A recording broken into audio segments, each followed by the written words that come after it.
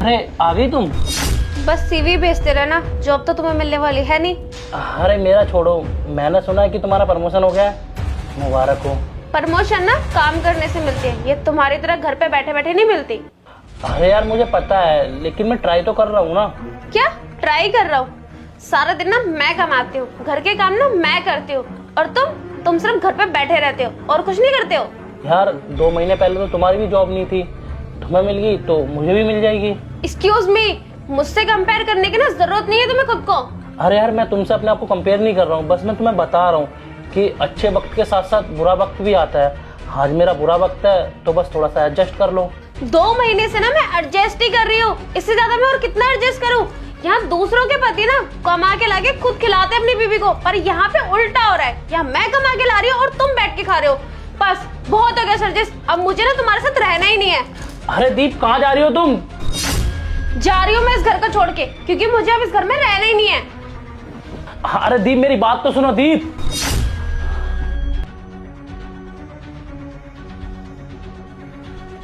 दीदी आप अचानक से, जीजा जी कहाँ है? वो नहीं आए?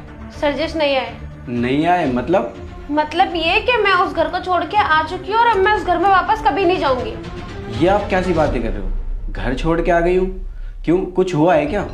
वो इंसान पिछले 2 महीने से घर के अंदर बैठा हुआ है। मुझे सारा घर का काम करना पड़ता है, बाहर का सारा काम मुझे करना पड़ता है। अरे मैं उस घर में शादी करके इसलिए गई थी क्या कि सब कुछ मुझे ही देखना है? अरे उस इंसान की कोई रिस्पॉन्सिबिलिटी नहीं बनती क्या कि वो भी कुछ करे? ये सब कुछ मैं ही करती रहूं? बस इसलिए मैं ये सब ना और बर्दाश्त नहीं कर सकती थी, इसलिए मैं अपने घर वापस आ गई। दीदी ऐसे बात नहीं करते हैं। और कैसे बात करते हैं? आप ही बताओ ना मुझे, कैसे बात करूं मैं फिर? दीदी क्या हमारे घर वालों ने आपको यही संस्कार दिए हैं? अरे भाई, आप ये संस्कारों की बात मत करो। हमारे माँ बाप ने ना हमें बहुत अच्छे संस्कार दिए, पर उनके माँ बाप ने ना उन्हें बिल्कुल भी संस्कार नहीं दिए। उनको सिखाया ही नहीं कि उनके बीवी बच्चों को कैसे ध्यान रखना चाहिए, कैसे ख्याल रखना चाहिए। बस दीदी बहुत हो गया, अब तुम्हें ना सारी सच्चाई बतानी पड़ेगी। भैया ये नौकरी ना मुझे मेरी काबिलियत पे मिली है, ना कि किसी की वजह से मिली है। नहीं दीदी, ये नौकरी तुम्हें तुम्हारी काबिलियत पे नहीं बल्कि। सो मिस्टर सरजेश कश्यप, आप कल से ज्वाइन कर सकते हैं। Thank you so much sir. Sir मैं आपसे एक बात कहूँ? हाँ बोलो। सर क्या इस कंपनी में आप मेरी वाइफ को भी जॉब दे सकते हैं? देखिए सरजेश जी, इस कंपनी में एक ही वैकेंसी थी जो कि मैं आपको दे चुका हूँ।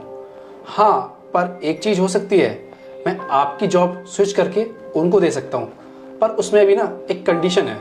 अगर वो इस पोस्ट के लायक होंगी तो ही मैं उनको ये जॉब दे सकता हूँ। हाँ सर, वो बिल्कुल लायक है इस पोस्ट के, क्योंकि सर उसकी क्वालिफिकेशन भी मेरे जितनी है और मेरे ही जितने इंटेलिजेंट है। सर हाँ, मुझे छोड़ के ना ये जॉब ना उसको दे दीजिए। आर यू श्योर ये जॉब स्विच करके आप अपनी वाइफ को देना चाहते हो? हाँ सर। एक बात कहूँ सरजेश जी, पहला मैंने ऐसा केस देखा है जो अपनी जॉब स्विच करके अपनी वाइफ को दे रहा है, तो मुझे ये कुछ समझ में नहीं आया। एक्चुअली सर बात यह है कि हमारी शादी को ना पूरे 2 साल हो चुके हैं और मेरी वाइफ ना पूरे 2 साल से ना जॉब ट्राई कर रही है, लेकिन उसे ना उसके हिसाब से जॉब मिल ही नहीं रही है। तो सर अगर अब उसे जॉब नहीं मिली ना तो वो डिप्रेशन में चली जाएगी। मैं नहीं चाहता कि हमारे घर में कुछ ऐसी प्रॉब्लम हो, और सर क्वालिफिकेशन भी मेरे जितनी है तो वो ये जॉब ना डिज़र्व करती है, तो ये जॉब ना आप उसे दे दीजिए। और सर रही बात मेरी, मैं तो ट्राई कर ही रहा हूँ, मुझे तो कहीं ना कहीं जॉब मिल ही जाएगी। और सर रही मेरी बात, तो सर मैं तो ट्राई कर ही रहा हूँ, मुझे तो कहीं ना कहीं जॉब मिल ही जाएगी। और वैसे भी सर अगर हम दोनों में से एक भी कमाएगा ना तो हमारा घर तो चल ही जाएगा। इसलिए सर मैंने आपको बोला कि ये जॉब उसको दे दो। लेकिन सर आपसे एक रिक्वेस्ट है, आप ना मेरी बात को मत बताइएगा कि मैंने उसकी वजह से अपनी जॉब सेक्रीफाइस किया है। श्योर, बहुत अच्छा लगा सरजेश आपसे मिलके। लेकिन उस वक्त उन्होंने आपके बारे में सोचा और अपनी नौकरी तुम्हें देकर खुद बेचारे खाली बैठे हुए हैं और रोज नई नौकरियों की तलाश करते हैं, लेकिन फिर भी उन्होंने ये तुम्हें बात नहीं बताई। और तुम खुद को देखो, तुम्हें नौकरी का इतना घमंड हो गया कि तुम ये तक भूल गई कि घर परिवार में कैसी बात करी जाती है। दीदी ये बात ना मैं तुम्हें पहले ही बता देता, लेकिन मुझे जीजा जी ने मना करी थी कि ये बात ना दीप को मत बताना, क्योंकि उन्हें लगता था ना कि मैं अगर तुम्हें ये बात बता दूंगा तो तुम्हें बहुत बुरा लगेगा। लेकिन मैंने आपको आज भी ये बात नहीं बताई ना, तो आपको कभी पता नहीं लगेगा कि जिसे तुम नकारा निकम्मा कह रही हो ना वो असल में क्या है। अरे उन्होंने तुम्हारे लिए अपना फ्यूचर, अपना करियर सब दांव पे लगा दिया।